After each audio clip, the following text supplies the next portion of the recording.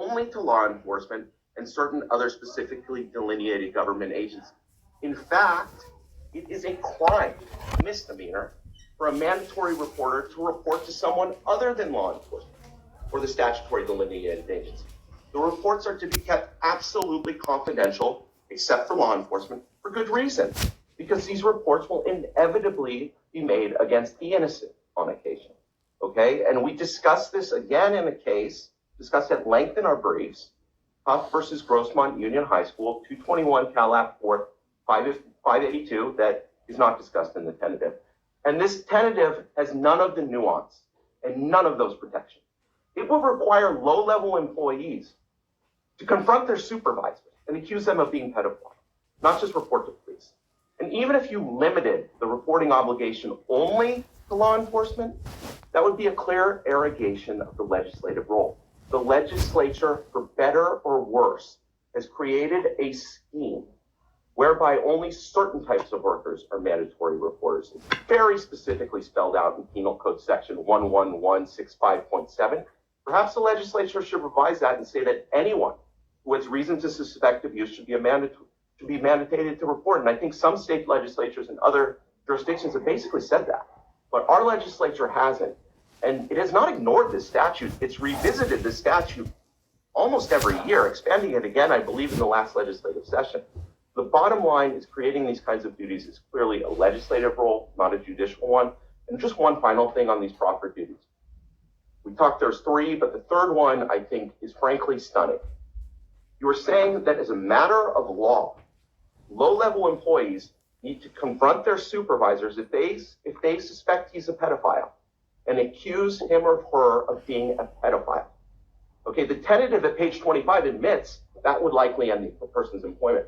But that's probably the least bad thing that could happen from this kind of duty. Being accused of pedophilia is about the most serious accusation that could be made against someone. And I don't think it's crazy to believe that some accused by their colleagues of being pedophiles, whether they're innocent or guilty, and recall, this is based on a reasonable suspicion standard. We think in this case, Michael Jackson was innocent, so this would require accusations against an innocent person. You know, this duty can't be limited to only if the person is absolutely guilty. So when you're accusing people of being pedophiles, innocent or guilty, I think that could lead to a lot of bad things, including violence, tempers lost quickly. The duty is unprecedented. I can't find a single case where court has said, you have a duty to go confront your supervisor. We admit the consequences are that you will get fired. And what exactly would that duty accomplish other than getting people fired and other possibly much more serious consequences?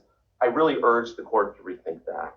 Now, the quick point on fiduciary duty before I get to special relationship.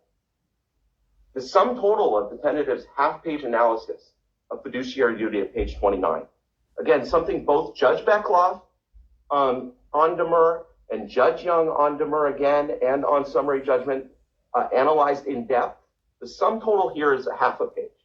And the half-page analysis here is because there's a special relationship, that means there's a fiduciary duty. That's conflating two very different legal concepts. Special relationships are a concept from negligence law, dictating when there's an exception to the general no duty to rescue rule that we all learned about in law school. Okay, fiduciary duties are something completely different. And just to use an example, the tentative, quoting from Brown, notes that a common carrier has a special relationship with passengers, giving rise to a duty to protect in certain circumstances. So under the court's analysis, because there's a special relationship, there's a fiduciary relationship. That is the sum total of the analysis. So are you saying that American Airlines is my fiduciary when they cancel my flight? So I can call them and tell them they have to put their interests above mine and treat me with, the punctilio of honor so high, as Cardozo taught, that fiduciaries owe us. Another black letter law example of a special relationship, prison guards have special relationships with prisoners, giving rise to a duty to protect, for good reason. Are we saying prison guards are the prisoners' fiduciaries? So that prison guards owe prisoners the same duties I owe my clients? Or that my clients, the executors of the estate, owe to beneficiaries? It just doesn't add up. The fact is there's no fiduciary relationship here, regardless of whether there is a special relationship for purposes of negligence law, a completely different thing. City of Hope and numerous other cases cited by Judge Beckhoff, cited by Judge Young, don't support it. And this tentative, again, I'm sorry, Justice Grimes, but it just does not engage with it. Now, turning to special relationship. Special relationship exists, giving rise to a duty of protection when, quote, the relationship between the defendant and the plaintiff is one that gives the plaintiff